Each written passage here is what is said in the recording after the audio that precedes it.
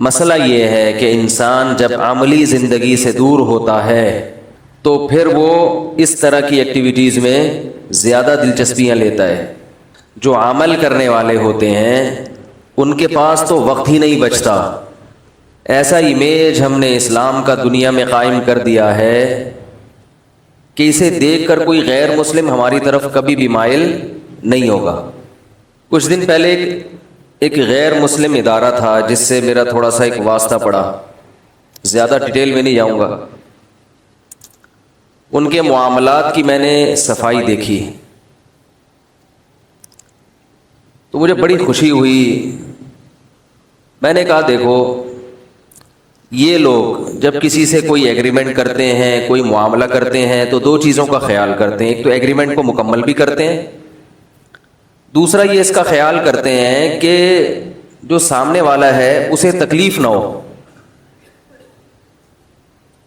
جو سامنے والا ہے اسے، یعنی جس سے آپ کا ایگریمنٹ چل رہا ہے، اسے مخمصے میں نہ رکھا جائے۔ اگر ایک غلط پروسیس ہے تو اس کے مقابلے میں صحیح پروسیس بھی اس کو خود ہی بتا دیا جائے۔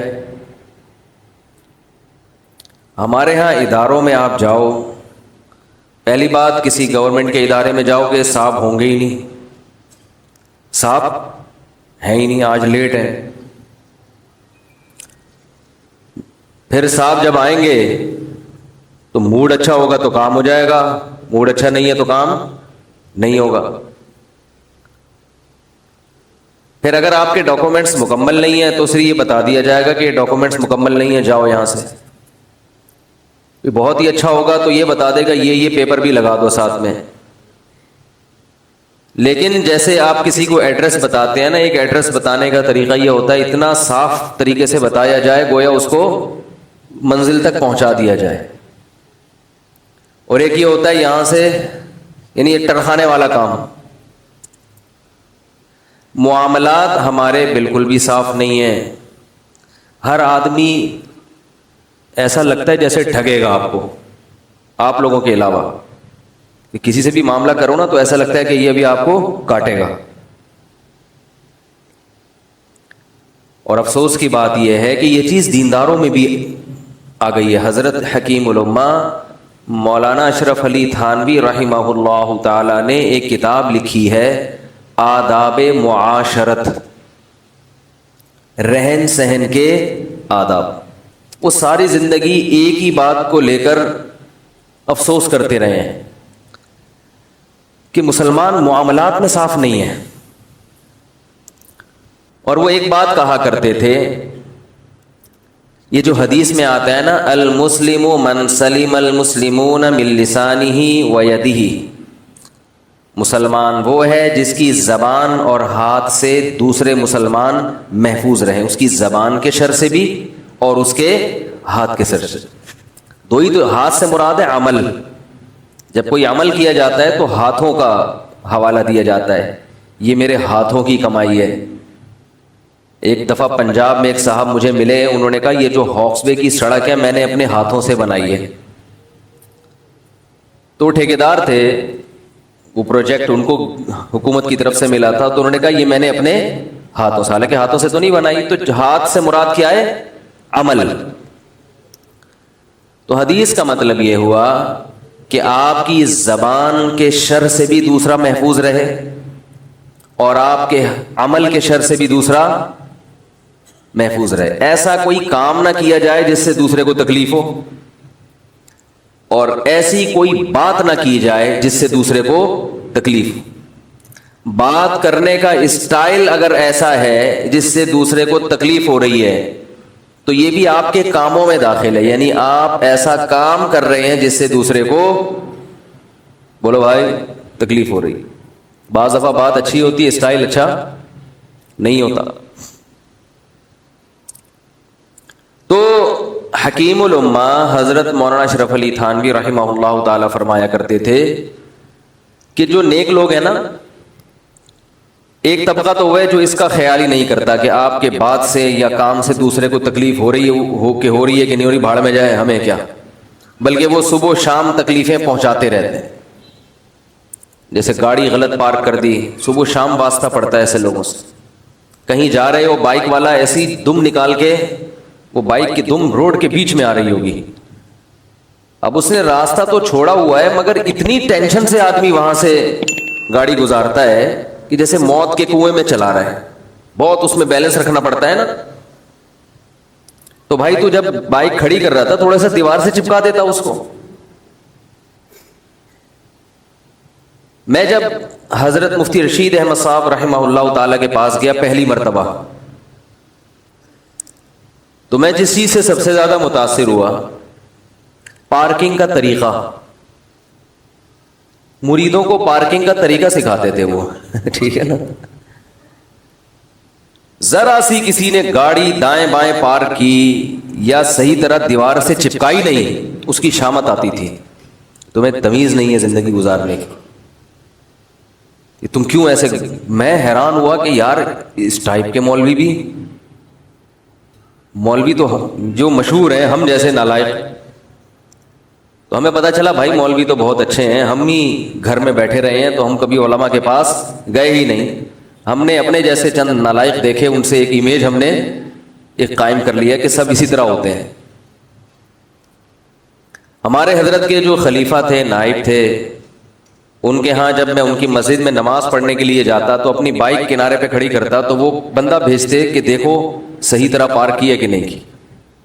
ہمیں عادت نہیں تھی بائک کھڑی کرتے ہوئے بالکل دیوار سے چپکائیں, یہ عادت کسی کو بھی پاکستان میں نہیں ہے.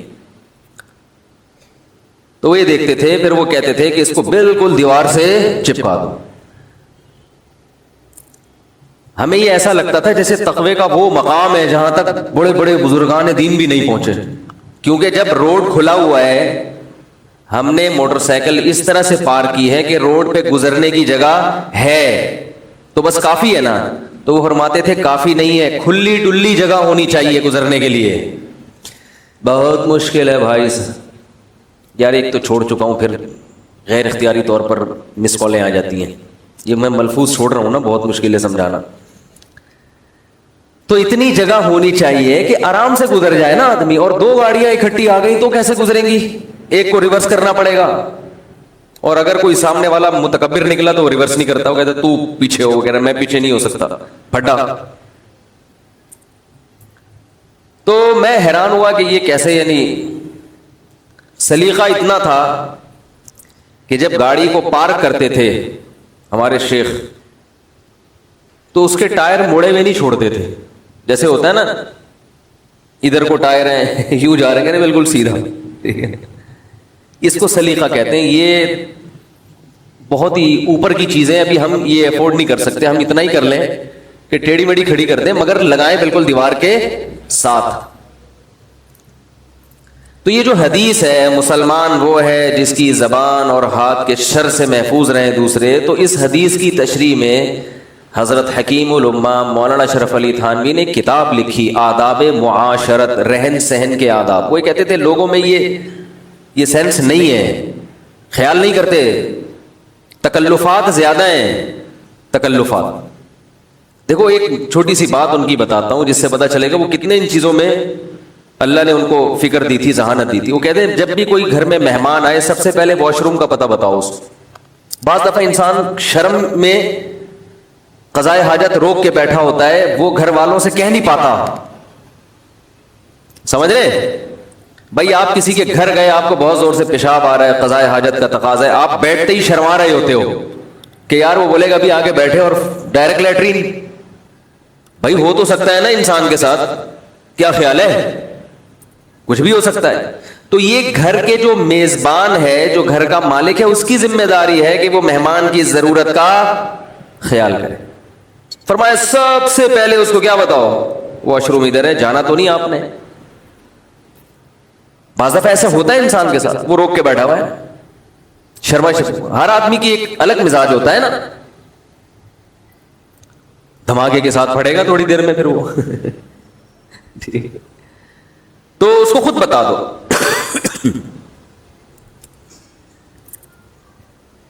تو وہ فرمایا کرتے تھے کہ یہ جو حدیث ہے, اچھا آداب معاشرت میں انہوں نے اسی طرح کی چیزیں لکھی ہوں, کتاب خرید لیں کہیں سے, بہت کام آئے گی انشاءاللہ, کہ لوگ کن چیزوں میں خیال نہیں کرتے دوسروں کا. اور احادیث جمع کی ہیں بہت ساری کہ رسول اللہ صلی اللہ علیہ وسلم نے کس قدر خیال کیا ہے چھوٹی چھوٹی باتوں میں کہ کسی کو عمل سے تکلیف نہ ہو. دیکھو کندھے پھلانگ کے آنا یہ ناجائز ہے، گناہ ہے. حالانکہ کندھے پھلانگنے سے کیا ہوتا ہے؟ کیا وہ قد چھوٹا ہو جائے گا جس کے اوپر سے چھلانگ مار کے آئے ہیں آپ؟ کچھ بھی نہیں ہوتا، لیکن تکلیف ہوتی ہے. دوسرا آ رہا ہے ادھر سے دھکا لگے گا تھوڑا سا آپ کو. نبی صلی اللہ علیہ وسلم نے ارشاد فرمایا کوئی شخص کسی جگہ پہ بیٹھا ہے، اٹھ کے جائے کسی کام سے، اس کی جگہ پہ مت بیٹھو، وہ اس کا حقدار ہے. اس کی پرمیشن کے بغیر آپ اس کی جگہ پہ، وہ تو بیچارہ بیٹھا تھا تو کسی ضرورت سے جانا پڑ گیا، اس کو تکلیف ہوگی یار میں بیٹھا ہوا تھا آپ آگے بیٹھ گئے.